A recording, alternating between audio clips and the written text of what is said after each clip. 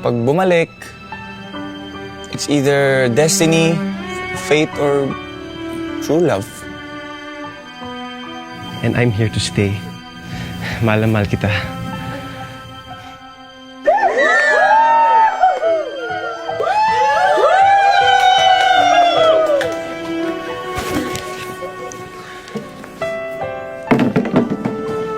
Guys.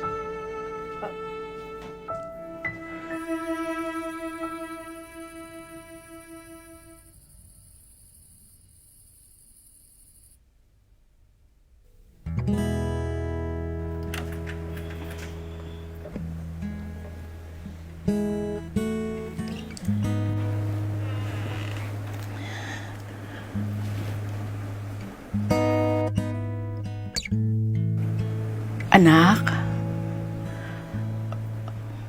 kamusta ka na?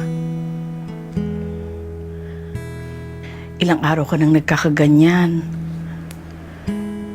Hindi ka kumakain, hindi ka lumalabas. Sabi ng doktor, okay ka naman, anak.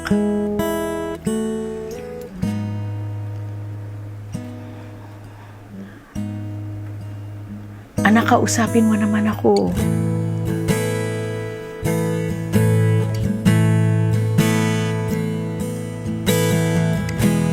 Anak.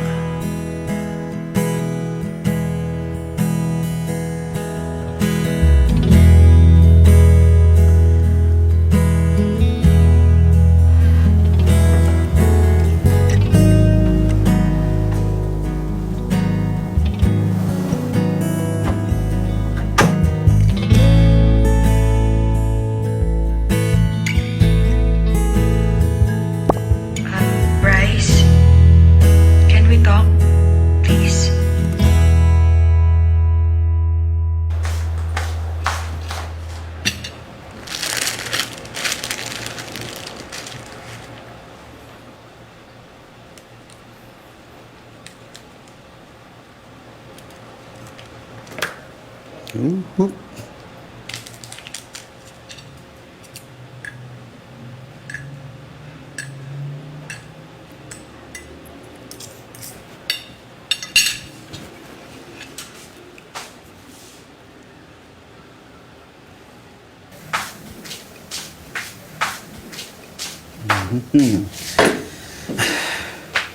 Oh, kamusta kayo ni Jerry?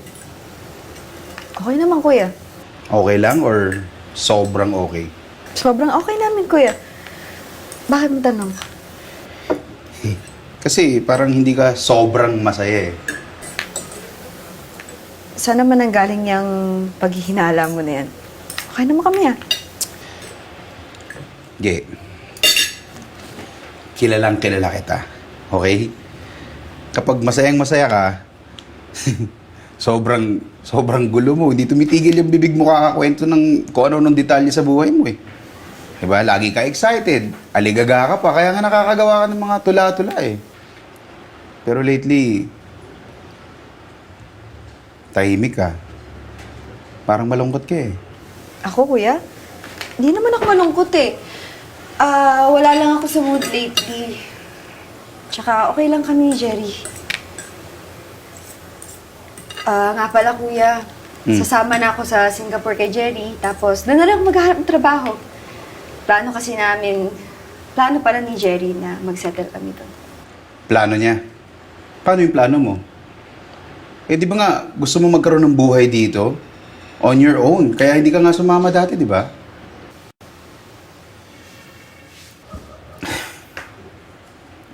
Si Bryce, kumusta kayo? 2 linggo na kaming di nag-uusap, kuya. Tsaka chat.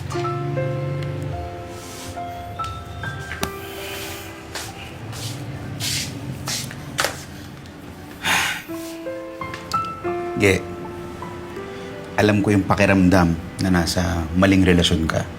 Trust me, I know that 100%. Pinagdaanan ko yan. Nasa huli talaga yung pagsisisi.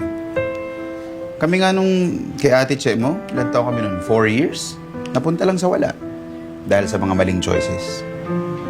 Alam mo kasi, Ge, pag pakiramdam mo na nasa maling relasyon ka, tama yung kutob mo. Paniwalaan mo yan.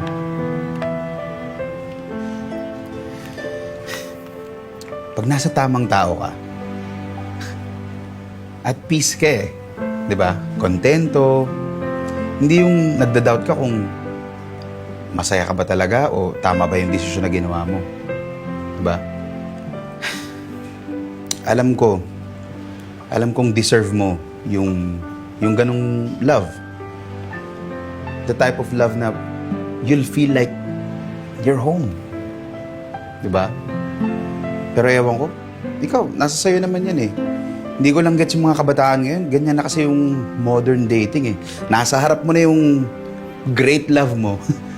Pinupush away mo pa. Hinahanapan mo ng butas, hinahanapan mo ng mali. Tapos pag masyadong madali, kino-consider yung red flag. Diba? Paano mag-work yun? Pag-isipan mo maigi yun, Ge. Tsaka, dapat, sobrang masaya ka. Kung hindi naman, dito naman si Kuya. I'm always here for you. Teka, nakalimutan ko yung kanin.